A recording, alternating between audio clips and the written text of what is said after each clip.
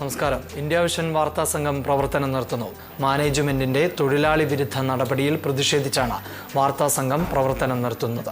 വാർത്ത വായിക്കുന്ന ആള് അയാൾ പ്രഖ്യാപിക്കുകയാണ്, നാളെ മുതൽ സംപ്രേഷണം ഉണ്ടാവില്ല. ലോകത്ത് നടക്കുമോ എവിടെയെങ്കിലും? അത് മാതൃഭൂമിയിൽ നടക്കുമോ, അത് മനോരമയിൽ നടക്കുമോ?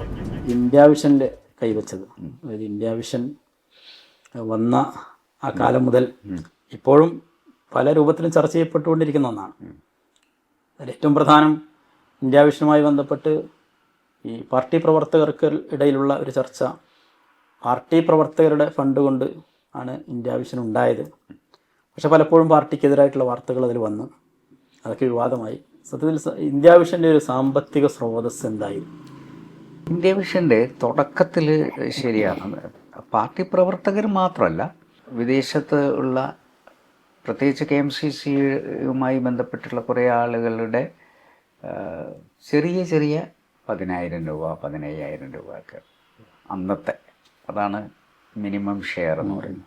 പക്ഷെ അത് വെച്ച് നമുക്കൊരു ചാനൽ തുടങ്ങാൻ പറ്റില്ലല്ലോ. അപ്പോൾ ഞാൻ തിരിച്ചു വന്നപ്പം ഏകദേശം 50 കോടി ഒക്കെ അന്ന് ആവശ്യമുണ്ട്. പക്ഷെ അന്ന് നമുക്ക് വിദേശത്തുനിന്ന് കിട്ടിയത് ഏകദേശം 1.5 കോടി രൂപ മാത്രമേ ഉള്ളൂ. പിന്നെ അത് കഴിഞ്ഞ് ഞാൻ കോപ്പറേറ്റീവ് ബാങ്കിൽ നിന്നും ലോൺ എടുക്കുകയാണ്. ലോൺ എടുത്തു. നമ്മളത് തുടക്കം കുറിച്ചപ്പോൾ കുറേ ആളുകൾ ഡയറക്ടേഴ്സായി പൈസ മുടക്കിയിട്ട് വരാൻ തുടങ്ങി. അങ്ങനെയാണ് അറ്റ്ലസ് രാമേന്ദ്രൻ, അതേപോലെ തന്നെ KC ബാബു, അവരൊക്കെ 2 കോടിയാണ് നമ്മളൊരു ഡയറക്റ്റ് ബോർഡിലേക്ക് വേണ്ട. അവരുടെ പണമാണ് സത്യത്തിൽ പ്രധാനമായിട്ടുള്ള സോഴ്സ് ഇൻവെസ്റ്റ്മെൻ്റ് എന്ന് പറയുന്നത്. എന്നാൽ നമുക്ക് തുടക്കം കുറിക്കാൻ വേണ്ടി നമ്മളെ സഹായിച്ചിട്ടുള്ളത് KMCC പ്രവർത്തകരും KMCC-യും അവിടെയുള്ള മറ്റുള്ള അന്ന് കോൺഗ്രസ് പ്രസ്ഥാനവും എല്ലാവരും അതിൻ്റെ കൂടെ നിന്നിട്ട് കുറേ അധികം ആളുകൾ. പക്ഷേ നമുക്കത് അറിയാമല്ലോ, 10,000 നമ്മൾ കളക്ട് ചെയ്യുകയാണെങ്കിൽ അത് 1 കോടി ആവണമെങ്കിൽ എത്ര ആളുകൾ. അപ്പം നമുക്ക് ബൾക്കായി നോക്കുമ്പോൾ നമ്പർ ഓഫ് ഷെയർ ഹോൾഡേഴ്സ് എന്ന് പറയുന്നത് വിദേശത്തുള്ള നമ്മുടെ പാവപ്പെട്ട മലയാളികളാണ്. പക്ഷെ മെയിൻ സോഴ്സ് എന്ന് പറയുന്നത് ഈ പറയുന്ന ഡയറക്ടേഴ്സും അതുപോലെ തന്നെ നമ്മളെടുത്ത ലോണും, പിന്നെ അത് കഴിഞ്ഞ് TV9 എന്ന് പറയുന്ന ഒരു ചാനൽ, അതിലേക്ക് 25 കോടി രൂപ തന്നുകൊണ്ട് അവരും ഷെയർ ഹോൾഡേഴ്സായി. അങ്ങനെയാണ് നമുക്കത് റൺ ചെയ്യാനുള്ള പണം.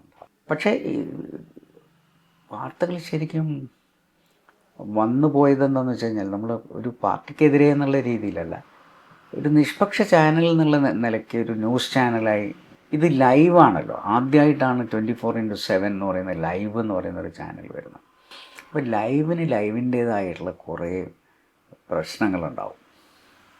കാരണം നമ്മളിപ്പോൾ ഇവിടെ ഇരിക്കുമ്പോഴും, ഞാൻ ഇവിടെ ഇരിക്കുമ്പം അവിടെ സംഭവിക്കുന്ന 24/7 എനിക്ക് മോണിറ്റർ ചെയ്യാൻ പറ്റില്ല.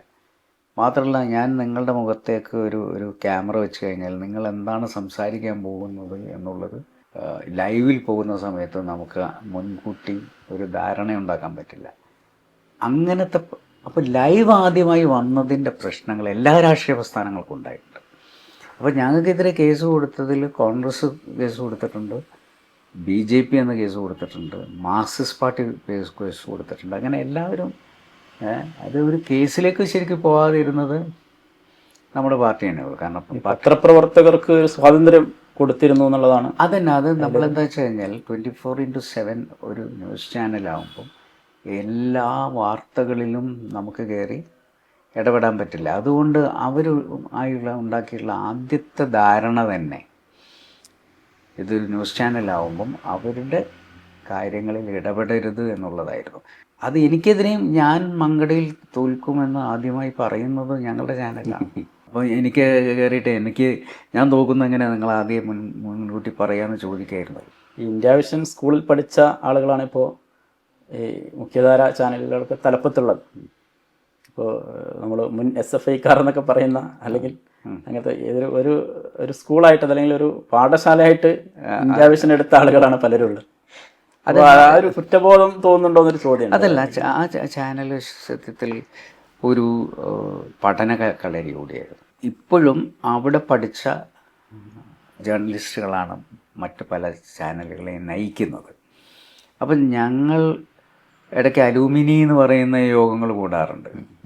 ഒരു കോളേജിൽ നിന്നും പോകുമ്പം നമ്മൾ അലൂമിനി എന്ന് പറഞ്ഞിട്ടൊരു എല്ലാവരെയും വിളിച്ചു കൂട്ടും. ഇപ്പോഴും അങ്ങനെ വിളിച്ചാൽ എല്ലാവരും വരുന്ന ഒരു ചാനലാണ് ഇന്ത്യ വിഷൻ. വൈകാരിക ബന്ധം അത് കാരണം അവർ പഠിച്ചു വളർന്ന ഒരു കോളേജായിട്ടാണ് അവർ ഇന്ത്യ വിഷനെ കണ്ടിട്ടുള്ളത്. അപ്പോൾ ജേർണലിസ്റ്റുകളെ, ഇന്ത്യയിലെ ഏറ്റവും പ്രധാനപ്പെട്ട ജേർണലിസ്റ്റുകളെ വാർത്തെടുത്ത ഒരു ചാനലാണ് ഇന്ത്യ വിഷൻ എന്നുള്ള നിലയ്ക്ക് ഇപ്പോഴും ഞാൻ അതിൽ അഭിമാനം കൊള്ളുന്നത്. അതേ ജേർണലിസ്റ്റുകളിൽ ഒരാൾ ഒരു സുപ്രഭാതത്തിൽ ഞങ്ങൾ നാളെ മുതൽ ചാനലില്ല എന്ന് പറയാം. എങ്ങനെയാണ് ആ സിറ്റുവേഷനെ നേരിട്ടത്?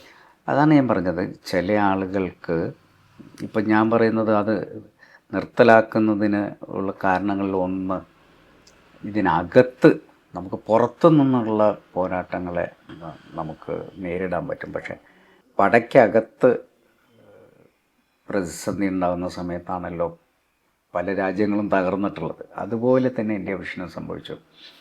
അപ്പോൾ ഇന്ത്യ വിഷൻ വാർത്ത വായിക്കുന്ന ആൾ അയാൾ പ്രഖ്യാപിക്കുകയാണ്, നാളെ മുതൽ സംപ്രേഷണം ഉണ്ടാവില്ല.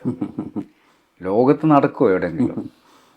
അത് മാതൃഭൂമിയിൽ നടക്കുമോ, അത് മനോരമയിൽ നടക്കുമോ? അപ്പം ഇത് നമ്മൾ കൊടുത്തൊരു സ്വാതന്ത്ര്യത്തെ അവർ ദുരുപയോഗം ചെയ്ത 1-2 ആൾക്കാർ അതിനകത്ത് ഉണ്ടാക്കിയിട്ടുള്ള പ്രശ്നങ്ങൾ. പാളയത്തിൽ പടയുണ്ടാക്കിയെന്നാണ്. പാളയത്തിൽ പട, അതാണ് അതിൻ്റെ ഒരു സ്വാഭാവികമായ. മുസ്ലിം ലീഗ് പ്രവർത്തകർ ഇപ്പോഴും ആഗ്രഹിക്കുന്ന ഒന്നുണ്ട്, പാർട്ടിക്ക് സ്വന്തമായൊരു ചാനൽ. എന്തെങ്കിലും സാധ്യതകളുണ്ടോ? ശരിക്കും പാർട്ടിക്ക് ഒരു ചാനൽ ആവശ്യമാണ്. കാരണം എല്ലാ പാർട്ടികൾക്കും ഉണ്ട്, കോൺഗ്രസ്സിനുണ്ട്, അതേപോലെ തന്നെ അന്ന് ഞാനത് പാർട്ടിക്ക് വേണ്ടി എന്നുള്ള ആഗ്രഹം ഉണ്ടായിരുന്നു എനിക്കിത് തുടങ്ങുമ്പോൾ. പക്ഷെ അന്ന് നമ്മൾ പക്വമായിട്ടില്ല. ഇപ്പോൾ എനിക്ക് തോന്നുന്നു നമ്മൾ പക്വമായൊരു സമയമാണ്. ഈ സമയത്ത് ശരിക്കും പാർട്ടിക്കൊരു ചാനൽ ഇതിനെക്കുറിച്ച് വളരെ ഗൗരവമായി പാർട്ടി ആലോചിക്കേണ്ടതാണെന്നുള്ള ഒരു അഭിപ്രായം എനിക്കുണ്ട്.